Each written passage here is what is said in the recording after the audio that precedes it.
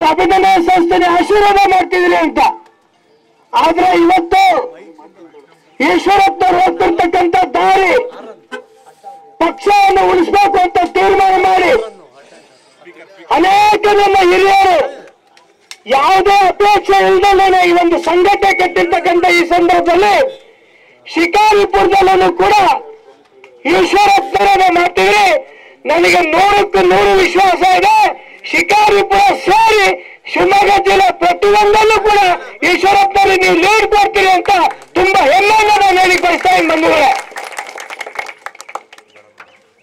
ನಾನು ಮಾನ್ಯ ಯಡಿಯೂರಪ್ಪನವರಲ್ಲಿ ಕೇಳ್ಕೊಡೋದಿಷ್ಟೇ, ಸುಮಾರು 10 ರಿಂದ 11 ತಿಂಗಳ ಕೆಳಗಡೆ ನಾನು ಮತ್ತು ನನ್ನ ತಂದೆಯವರು ಇಬ್ಬರೂ ಕೂಡ ಶಿವಮೊಗ್ಗದ ಯಡಿಯೂರಪ್ಪನವ್ರ ಮನೆ ಹೋದಂತ ಸಂದರ್ಭದಲ್ಲಿ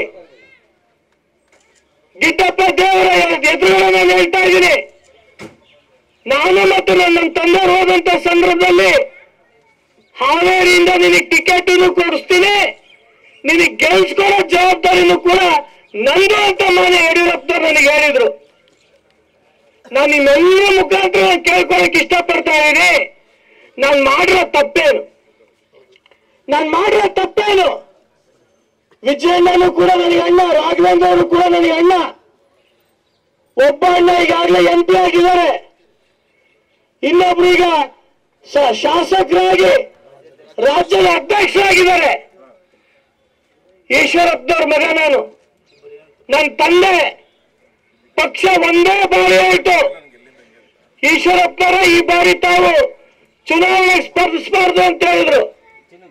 1 ಸೆಕೆಂಡ್ ಆದ್ರೂ ಯೋಚನೆ ಮಾಡಿದ್ರ ನಮ್ಮಪ್ಪ, 1 ಸೆಕೆಂಡ್ ಆದ್ರೂ ಯೋಚನೆ ಮಾಡಿದ್ರ ಕೇಂದ್ರಕ್ಕೆ ಮತ್ತೆ ಸಂಘಟನೆಗೆ ಯಾವುದೇ ಕಾರಣಕ್ಕೂ ಕೂಡ ನಾವು ಅಪಮಾನ ಮಾಡಲ್ಲ ಅಂತ ಹೇಳ್ತಾ 1 ನಿಮಿಷಕ್ಕೆ ರಾಜೀನಾಮೆ ಪಟ್ಟಂತ ವ್ಯಕ್ತಿ ನನ್ನ ತಂದೆ ಈಶ್ವರಪ್ಪನವರು ಅಂತ ತುಂಬಾ ಹೆಮ್ಮೆಯಿಂದ ಕೇಳ್ಕೊಂಡ್ರೆ ನಾನು ಮಾಡಿರೋ ತಪ್ಪೇನು?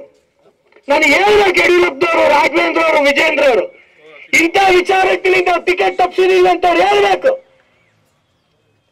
ಮಾನ್ಯ ನಮ್ಮ ಹಿಂದಿನ ರಾಜ್ಯದ ಅಧ್ಯಕ್ಷರಾದಂತ ನಳಿನ್ ಕುಮಾರ್ ಕಟೀಲ್ರು, ನಮ್ಮೆಲ್ಲರೂ ಕೂಡ ಯುವಕರ ಕಣ್ಮಣಿ ಪ್ರತಾಪ್ ಸಿಂಹ ಅವರು, ಉತ್ತರ ಕನ್ನಡದ ಸಂಸದರು ಅನಂತ್ ಕುಮಾರ್ ಹೆಗಡೆ ಅವರು, CT ರವಿ ಅವರು, ಕನ್ನಡದಲ್ಲಿ ನರೇಂದ್ರ ಮೋದಿ ಅವರು ಇದ್ದಾರೆ.